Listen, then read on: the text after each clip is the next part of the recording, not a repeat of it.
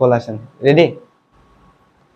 আসসালামু আলাইকুম, আশা করি সবাই ভালো আছো। আমি আলহামদুলিল্লাহ সকলের দোয়ায় ভালো আছি। আজকে মজার একটা ক্লাস নিব সমাসের মধ্যে হচ্ছে 6টা প্রকারের সবচেয়ে যে গুরুত্বপূর্ণ 2টা প্রকার আছে। একটা হচ্ছে তৎপুরুষ সমাস আর হচ্ছে অলুক তৎপুরুষ সমাস বা অলুক দ্বন্দ্ব সমাস যাই বলি আমরা। একটা হচ্ছে তৎপুরুষ সমাস আর একটা হচ্ছে অলুক সমাস।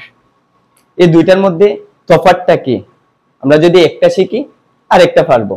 তৎপুরুষ সমাসের ক্ষেত্রে সবসময় মনে রাখবা যে পূর্বপদে বিভক্তি লোপ পাবে, এটা হচ্ছে তৎপুরুষ সমাস। তৎপুরুষ সমাস হচ্ছে কি পূর্বপদে বিভক্তি লোপ পাবে, পূর্বপদে বিভক্তি লোপ পায় যে সমাসে লোপ পাবে, এটা হচ্ছে তৎপুরুষ সমাস। তৎপুরুষ সমাসে কি হবে? বিভক্তি লোপ পাবে। আর হচ্ছে অলুক সমাস যেটা আছে, অলুক সমাস হচ্ছে বিভক্তি লোপ পাবে না, বিভক্তি লোপ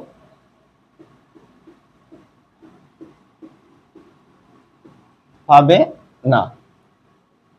বিষয়টা একটু কনফিউশন মনে হইতেছে বা অনেকটা ডিফারেন্সিয়েশনের মতো মনে হইতেছে। আমরা এটা মনে রাখবো যে একটাতে হচ্ছে বিভক্তি লোপ পাবে আর একটাতে বিভক্তি লোপ পাবে না। এখন বিভক্তি কি আমরা জানি হচ্ছে 7টা বিভক্তি আছে। ক্লাস 6 থেকে আমরা হচ্ছে 10 অবধি, ইন্টার অবধি, এখন আমরা যারা বিভিন্ন চাকরির পরীক্ষার জন্য পড়ি এটা আমরা জানি অনেকে যে বিভক্তি হচ্ছে 7টা। প্রথমা বিভক্তি কি? শূন্য। প্রথমা বিভক্তি হচ্ছে শূন্য। দ্বিতীয় বিভক্তি হচ্ছে কে রে এ রে, কে রে এ রে। তৃতীয় বিভক্তি কি?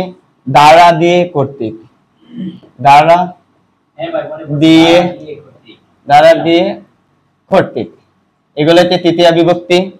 চতুর্থ বিভক্তি কি? কে রে এ রে, মানে দ্বিতীয়ার মতোই। দ্বিতীয় বিভক্তি আর চতুর্থ হচ্ছে সেম, বা এটা এখানে ব্যবহৃত হবে নিমিত্তে অথবা জন্যে বুঝাতে, নিমিত্তে বা জন্যে বোঝাতে ব্যবহার হবে। তারপর হচ্ছে পঞ্চমী বিভক্তি কি হবে? হতে, থেকে, চে। ষষ্ঠী বিভক্তি কি? র এর। সপ্তমী কি? এ অন্তস্থ তে। এই বিভক্তি হচ্ছে 7টা। এটা হচ্ছে আমরা 4টা মুখস্থ রাখতে হবে। আর এই বিভক্তির সাথে হচ্ছে সম্পর্ক তৎপুরুষ সমাসের আর অলুক সমাসের। হচ্ছে আমরা কিছু উদাহরণ দিই।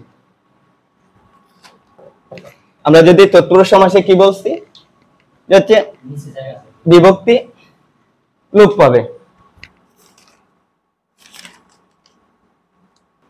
এখন এই উদাহরণগুলো দেখলে আশা করি একদম ক্লিয়ার হয়ে যাবে যে তৎপুরুষ সমাস হচ্ছে বিভক্তি লোপ পাবে।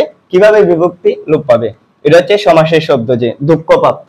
এটাকে যদি আমরা বেশ বাক্য করি কি হবে? দুঃখকে প্রাপ্ত।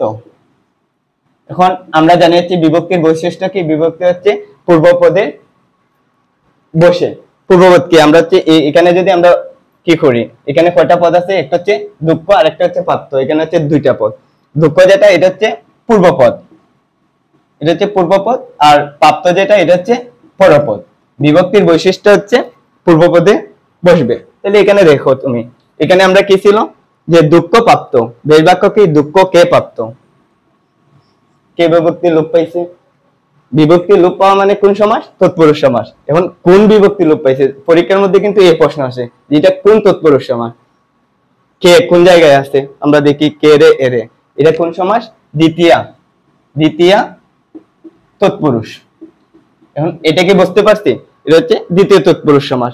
পরের উদাহরণটা আমরা একটু লক্ষ্য করি, যেমন মন গড়া। মন দিয়ে, ভাইটা প্রশ্ন ছিল, মন দিয়ে গড়া।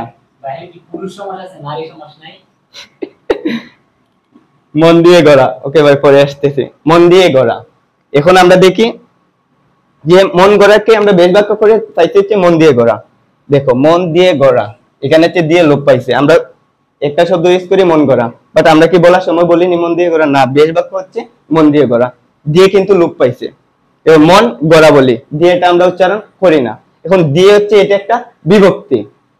আমি যেহেতু লোপ পাইছে কোন সমাস, তৎপুরুষ সমাস।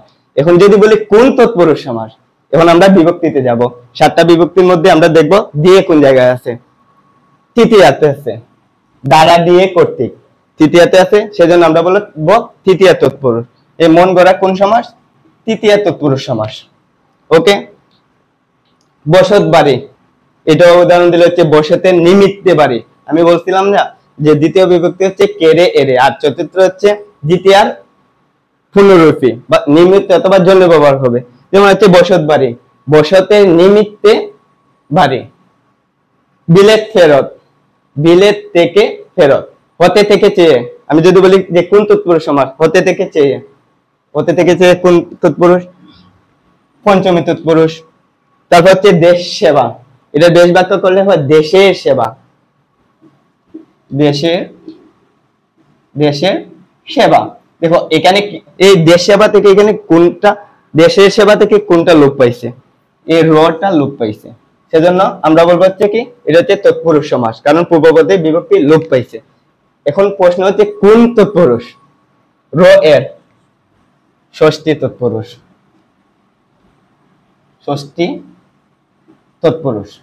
ওকে, আশা করি হচ্ছে তৎপুরুষ সমাসটা বুঝাইতে পারছি। এখন হচ্ছে আমি অলোপ সমাসটা বুঝাবো।